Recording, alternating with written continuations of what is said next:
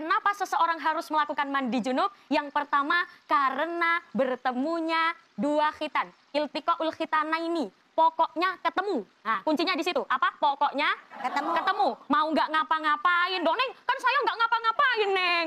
Kan cuma ketemu aja, tetap wajib mandi besar. Meskipun nggak ngapa-ngapain, tetap wajib mandi besar. Itu yang pertama, pokoknya ketemu. Ketemu doang tuh. Jadi kuncinya satu, intinya pokoknya ketemu. Pokoknya ketemu. Ketika bertemunya dua khitan, kita diwajibkan mandi. Syafi'i radhiyallahu anhu iltiqa'ul khitanaini.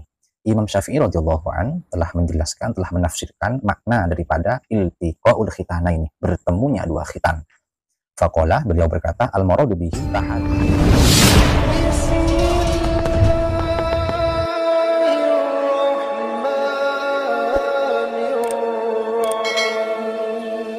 Assalamualaikum warahmatullahi wabarakatuh. Bismillahirrahmanirrahim.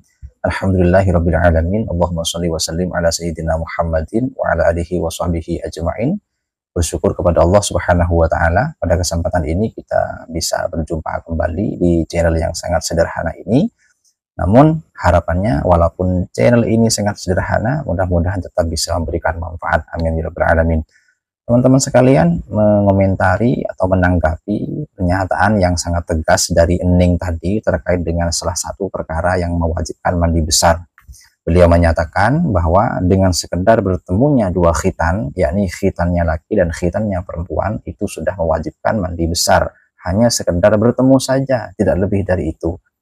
Yang mana beliau memahami bahwa iltiqa'ul khitanaini ini adalah sekedar bertemunya dua khitan saja, hanya sekedar bertemu. Sebelum dilanjutkan mungkin perlu dijelaskan bahwa khitannya laki-laki itu adalah yang dipotong dari tempat kulupnya ya. Jadi yang di bagian yang dipotong dari tempat kulupnya itu. Kemudian kalau khitannya perempuan adalah yang dari sekitar tempat kelentitnya, tempat klitorisnya itu khitannya perempuan ya. Nah, kembali kepada permasalahan yang tadi, sebetulnya bagaimana sih yang dimaksud dengan iltiqa'ul khitana ini? Apa memang sudah demikian sebagaimana yang disampaikan oleh Neng tadi? Maka saya tegaskan, tidaklah demikian. Artinya, iltiqa'ul khitana ini itu tidak bisa diartikan secara tekstual. Memang secara teks, secara arti bahasa, iltiqa'ul khitana ini itu adalah bertemunya dua khitan. Cuma tidak hanya sebatas di situ. Itu kan sebetulnya bisa kita jumpai, teks iltiqa'ul khitanaini ini bisa kita jumpai dalam kitab Fathul Qorib ya. Makanya sekarang kita ngaji Fathul Qorib, kita belajar ngaji, belajar membaca kitab Fathul Qorib. Nanti kita akan bisa menemukan sebetulnya bagaimana tentang iltiqa'ul khitanaini ya. Bismillahirrahmanirrahim. Qala al-musannifu walladhi yujibul wuslah sitatu asya'ah thalathatun minha tashtariku fiha rijalu wan nisa'u. Jadi perkara yang mewajibkan kepada mandi besar itu ada 6 perkara, yang mana 3 di antara yang 6 itu berlaku umum. Maksudnya berlaku umum, sama-sama bisa dialami oleh laki-laki dan wanita. Artinya ketika laki-laki maupun wanita mengalami salah satu yang 3 perkara ini, maka keduanya sama-sama terkena kewajiban mandi besar. Baik, langsung saja, apa sih di antara 3 hal yang mewajibkan mandi besar yang berlaku untuk laki-laki maupun wanita? Wahiyah iltiqa'ul khitanaini, yaitu iltiqa'ul khitanaini, bertemunya dua khitan. Apakah hanya sebatas itu? Apakah hanya sederhana itu yang dimaksud dengan iltiqa'ul khitanaini? Kita lanjutkan. Wa yu'abbaru an hadzal iltiqa'i bi ilaji hayyin wadihin wa yabaha syafatat dzakari anhu minhu, maaf ya, wa yabaha syafatat dzakari minhu au qadraha min maqtu'iha fi farjin.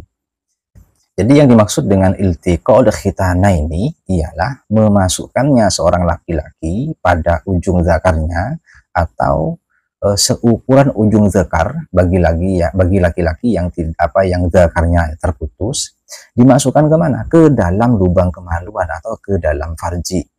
Saya ulangi, yang dimaksud dengan iltiqa'ul khitana ini, bertemunya dua khitan, adalah memasukkannya seorang laki-laki pada ujung zakarnya ke dalam lubang kemaluan ya.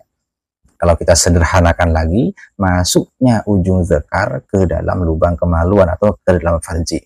Itu yang dimaksud dengan iltiqa'ul khitana ini ya.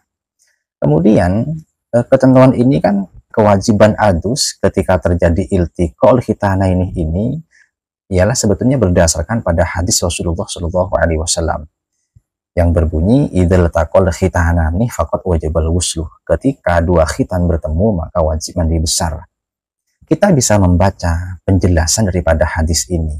Apakah kita cukup memahami daripada makna teksnya saja atau kita perlu berdalam?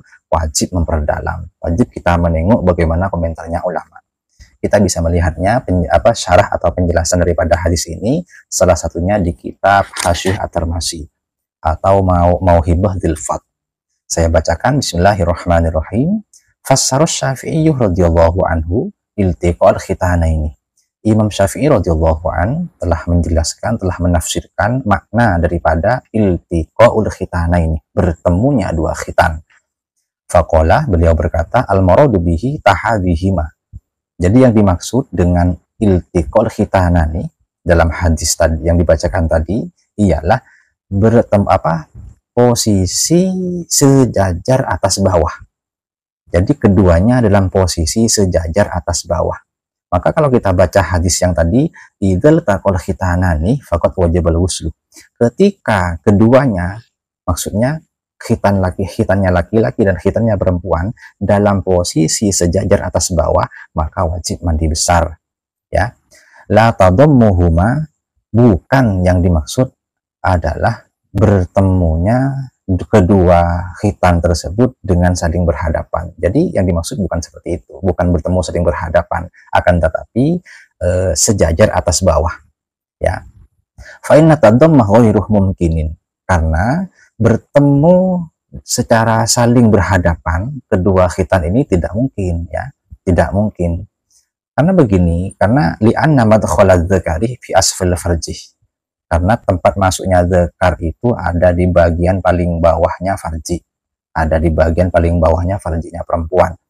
Yang mana paling bawahnya farjinya perempuan ini disebut dengan wahwa makhrajul waladi wal haidi, disebut dengan tempat keluarnya anak dan keluarnya darah haid. Wa maudi'ul khitani, sedangkan tempat khitannya perempuan fi a'lahu itu ada di bagian paling atasnya farji. Wa bainahuma thubatul bauli, dan di tengah-tengahnya itu adalah lubang keluarnya air kencing.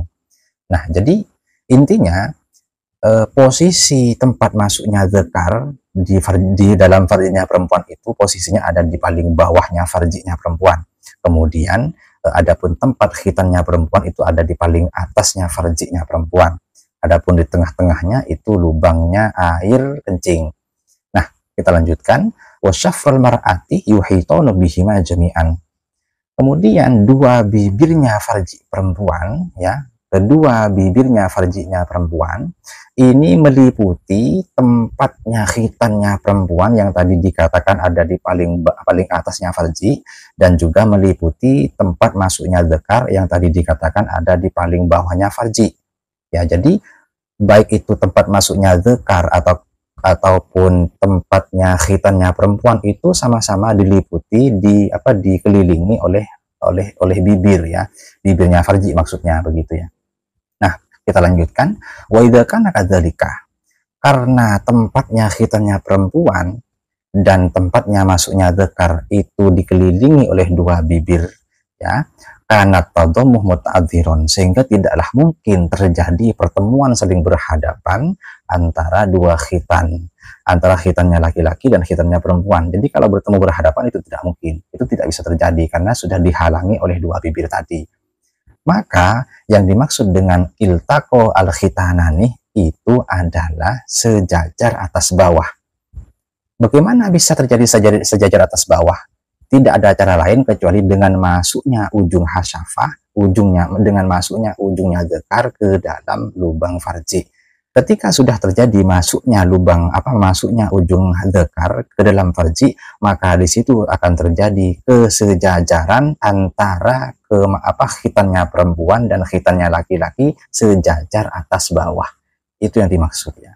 Jadi pada intinya sama seperti pembahasan yang di awal, bahwa yang dimaksud dengan iltiqa'ul khitana ini adalah masuknya ujung hasyafah ke dalam farji, ya.